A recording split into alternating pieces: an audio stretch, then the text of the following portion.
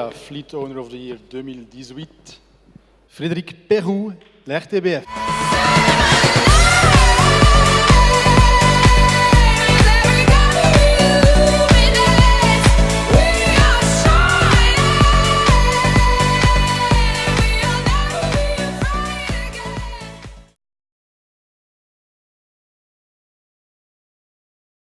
Alors, dans le plan mobilité, on a essayé d'offrir le plus de solutions alternatives possibles. C'est-à-dire qu'on a mis des vélos électriques à disposition des collaborateurs qui peuvent l'utiliser sur réservation. On propose aussi dans les véhicules de notre flotte des véhicules électriques, des véhicules hybrides, des véhicules au CNG aussi.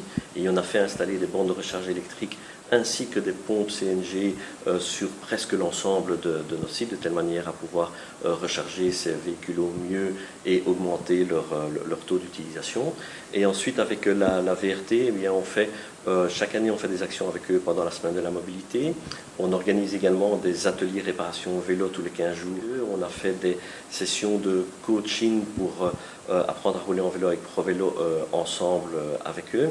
Et ensuite, il y a aussi du partage d'expérience. Donc voilà, donc nous, on teste aujourd'hui une application de gestion des parkings.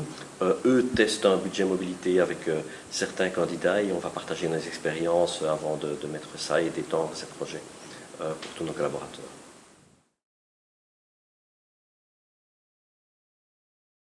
Oui, certainement, on va mettre en place un budget mobilité ou en tout cas une ébauche d'un budget mobilité. Donc on a commencé cette année à se focaliser sur la gestion de nos parkings. Ensuite, tout début d'année prochaine, on va modifier notre car policy pour permettre de combiner la voiture avec d'autres modes et d'avoir une utilisation plus rationnelle de la voiture. Et on va profiter de cette année 2019 pour faire de notre côté quelques tests en fonction des expériences de la VRT, de budget mobilité avec différentes applications de mise en place et différents profils de candidats pour essayer d'avoir un budget mobilité, on va dire, définitif début 2020. On a une flotte, on va dire, entre 230 et 250 véhicules, selon qu'on tienne compte des véhicules équipés ou pas. Et alors, hormis les véhicules, on a une petite flotte de véhicules électriques pour l'instant, mais on espère qu'elle va grandir, que ce soit des véhicules électriques normaux ou des vélos cargo qui peuvent également parfois servir pour des reportages et qui peuvent s'avérer bien utiles. Et au niveau des motorisations alternatives, mais au jour d'aujourd'hui, on teste tout ce qui nous est proposé par les constructeurs. Donc on teste bien sûr les nouvelles motorisations essence de petites cylindrées qui peuvent parfois remplacer avantageusement certaines anciennes motorisations diesel.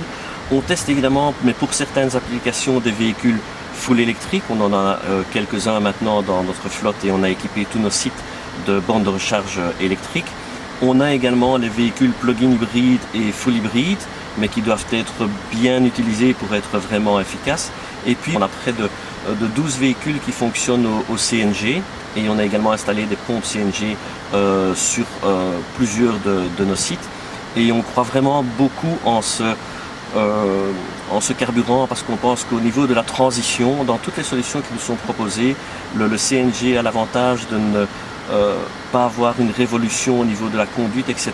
Mais surtout, il diminue fortement la pollution locale, ce qui est un des effets recherchés, sans avoir, on va dire, le désavantage des véhicules électriques où on sait qu'ils polluent beaucoup à la construction, mais par après moins à leur utilisation. Donc les véhicules CNG, on essaye d'en avoir vraiment le plus possible quand évidemment l'utilisation le permet.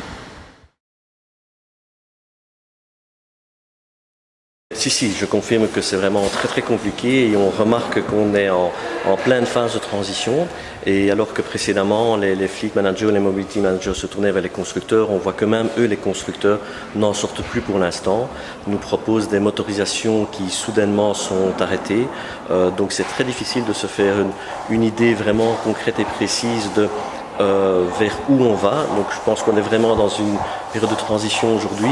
Le gouvernement aussi apparemment n'en sort pas et sort des mesures comme le cash for car dont personne ne veut et qui ne sont pas adaptées.